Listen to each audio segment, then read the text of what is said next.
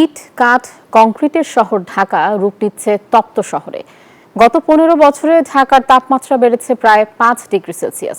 বিশেষজ্ঞরা বলছেন, এবার ইতিহাসের সবচেয়ে বেশি তাপপ্রবাহ দেখা দিতে পারে। সূর্যের তাপ শোষণের পর্যাপ্ত ব্যবস্থা না থাকা এর কারণ বলছেন তারা। মাসুদ সুমনের প্রতিবেদনে বিস্তারিত। দেশব্যাপী বয়ে যাচ্ছে মৃদু ও মাঝারি তাপপ্রবাহ। তপ্ত রোদে পুড়ছে নগরী, সবচেয়ে বেশি বিপাকে খেটে খাওয়া মানুষ। সহসাই সুখবর নেই আবহাওয়া অফিসের। গরমের মধ্যে তো মানুষটা শরবতটা টানে বেশি, শরবত তারপরে পানি। আগে তো সারাদিন চালাইতাম, অনেক বেলা চালাইলে শরীর হাঁপায় যাবে।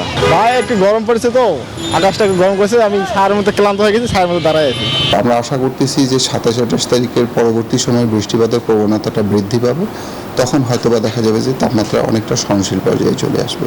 বিশেষজ্ঞরা বলছেন, আন্তর্জাতিক, আঞ্চলিক ও স্থানীয় প্রভাবগুলো একসাথে কাজ করায় অস্বাভাবিক বৃদ্ধি পাচ্ছে তাপমাত্রা। 1995 সালে ঢাকায় থাকা 15 ভাগ সবুজায়ন বর্তমানে নেমেছে 7 ভাগে। অস্বাভাবিকভাবে কমেছে জলাধার, 25 লাখ গাড়ির ধোঁয়া, 3 কোটি মানুষের রান্নার তাপ, গ্লাসমেড বিল্ডিং, কংক্রিটের দালানের আড়ালে তাপমাত্রা আটকে পড়ায় উত্তপ্ত নগরে রূপ নিচ্ছে ঢাকা। বান্ডেল থাকলে প্রতি সেনমানিতে টাকা বাঁচবে। বিকাশ সেনমানি বান্ডেল কিনে জিতুন প্রতি লেনদেনে। সব মিলিয়ে পরিবেশের চরম ক্ষতি করায় 15 বছর আগে মৌসুমে তাপপ্রবাহ 1 থেকে 2টি হলেও এখন বেড়ে দাঁড়িয়েছে 6টির উপরে। আয়কাল অতীতে সর্বোচ্চ 6 দিন হলেও গেল বছর টানা 19 দিনের রেকর্ড করে তাপপ্রবাহ। বিশেষজ্ঞরা বলছেন, অন্যান্য দেশে 1 ডিগ্রি তাপমাত্রা বাড়লেও বাংলাদেশে বেড়েছে প্রায় 5 ডিগ্রি। রাজধানীকে সবচেয়ে বেশি অবহেলা করায় ব্যবধান কমেছে রাত দিনের তাপমাত্রায়। এমন অবস্থায় এবার রেকর্ড পরিমাণ তাপমাত্রার শঙ্কা করছেন তারা। গত বছর যে তাপমাত্রা ছিল, এল নিনোর যদি ইফেক্টটা একই রকম থাকে এবং অন্যান্য ফ্যাক্টরগুলো তো একই রকমই আছে, বরং আরও খারাপ হয়েছে। সবুজের পরিমাণ কমেছে, জলাধার কমেছে, বরফের পরিমাণ কমেছে। আর সাথে সাথে যদি একই রকম ইফেক্টও এল নিনোর থাকে, তাহলে এইবারের রেকর্ড পরিমাণ তাপমাত্রা ফেস করার একটা ঝুঁকি তৈরি হচ্ছে। শুধু তাই নয়, এই বিশ্লেষক বলছেন, তাপপ্রবাহ বাড়লে তার প্রভাব পড়ে বায়ুতেও।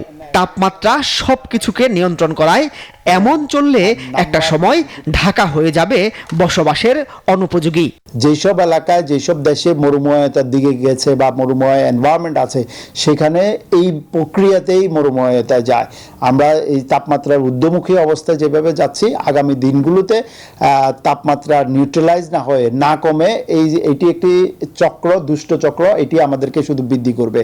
আর এতে দেশে নতুন সংকটে পড়বে মানুষ। উচ্চবিত্তের কাছে এসির মতো প্রযুক্তির ব্যবহার বাড়বে, আর তাতে আরও বিপাকে পড়বে নিম্ন আয়ের মানুষ। বাড়বে স্বাস্থ্য ঝুঁকিও। যত বেশি হিট ওয়েভ হবে, তত বেশি এসি ব্যবহার হবে। মাসুদ সুমন, নিউজ 24, ঢাকা।